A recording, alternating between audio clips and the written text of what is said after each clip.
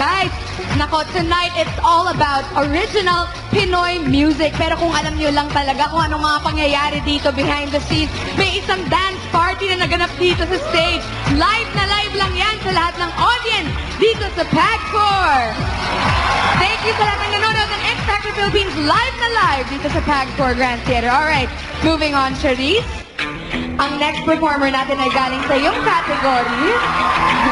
Balita namin ay maraming isinapripisyo itong finalist mo. Totoo ba yun? Yes, sobra.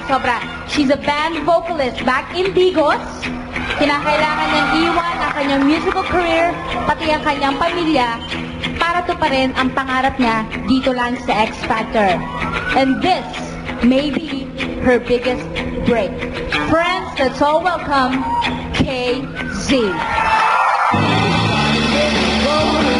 KZ told everybody Amy Winehouse's life. Marami rin nagsasabi, yumayabang na raw ikaw. Kung yun yung iniisip nila, i-respeto ko na lang po. Kasi hindi naman po lahat ng tao kaya kong i-please. Siguro po, people who know less always have more to say. Ako, yung nakakasama nila sa backstage. I'm very proud to say na KZ.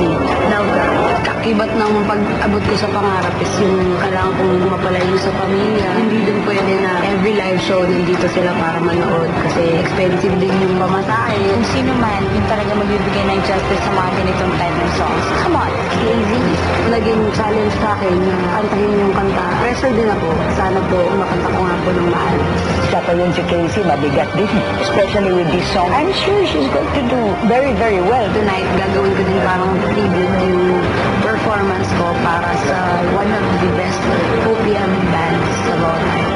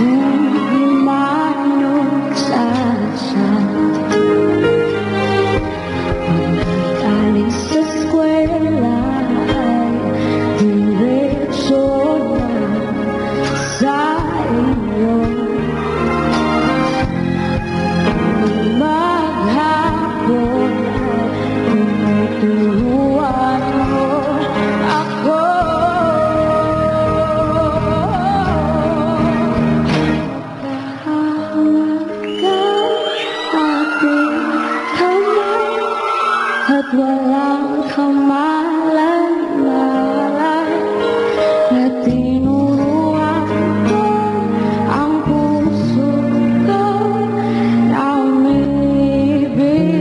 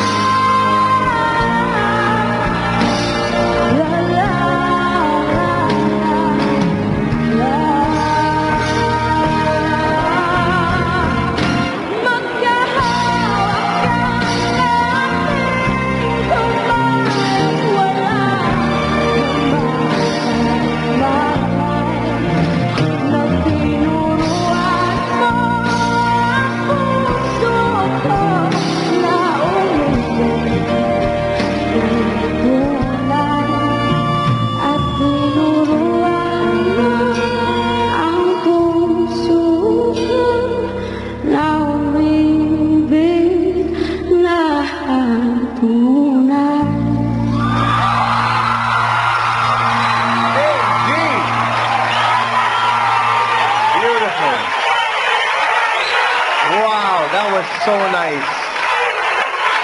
Alam mo yung talent ni Casey. Casey, alam mo yung talent mo? Parang you've been on stage your whole life.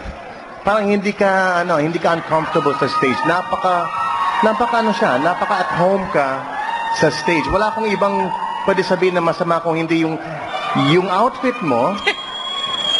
Ito lang sasabihin ko. Parang, alam mo, pag Christmas time, nag-unwrap ka ng regalo, tapos merong isang maliit na aso na tumatakbo sa lahat ng mga regalo, tapos naipis siya sa isang tissue paper, ikaw yun.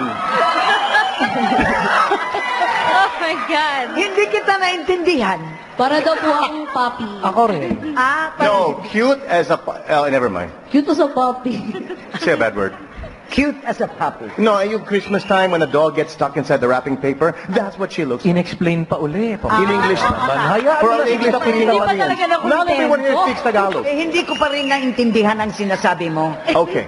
Kung ano yung papi na lumalabas No, sa regalo, na open na Parang- naipit yung papi. talaga. Oh, there's a dragon, right? And he went... You know, that was a beautiful, beautiful choice of song for you. Kasi yung kantang yan talagang naging very, very popular, di ba? Yan ang, yung kinanta mo.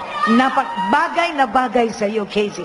I hope na, you know, hindi ko naman sinasabi, pero I hope na the next week, if you're here, and the next, which I know you will be, pumili ka na naman ng kanta na parang ganon. Yun ang, nandiyan naman ang mentor mo, di kayang-kaya niya. Very good. Salamat po. Casey, mahal na mahal mo talaga no, yung ginagawa mo. No? Sobra I mean, po. talagang gustong-gusto mo talaga na kumakanta ka sa ibabaw ng entablado. Yes? Kasi Casey, hindi alam ng tao to, pero nung nakita kita backstage at nag-greet kita, ang unang sinabi ni Casey ay, wala siyang boses. Pero tignan mo ngayon, Casey. What's that? Yeah, that's right. Shh, shh. Alam namin yun. Alam namin yun. Casey, all I can say, kung ano man ang maririnig mo sa amin, I'll just say, keep it up. Keep it up. Kunyari lang yan, di siya paos. Joke. Hindi, talaga, nung pagkadating ko pa ng pagland ko, nakausap ko first thing na sinabi niya sa akin, madam, paus po ako, madam.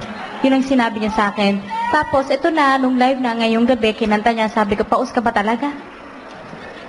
Hindi, talaga. Sabi ko sa kanya, huwag ka magsalita. The whole day, kahapon, 2 hours before the show, mag-warm up ka. Ngayon, you sounded so great. You sounded so great. Congratulations, Casey. Maraming salamat, judges. Mga kapamilya, kung gusto niyo bang makita si Casey hanggang sa X Factor Philippines Grand Finals, just text vote XF space KZ. Again, that's KZ. Pero konting hintay lang dahil maya-maya lang ay magbubukas ng ating voting lines. For now, maraming salamat, KZ! When we return,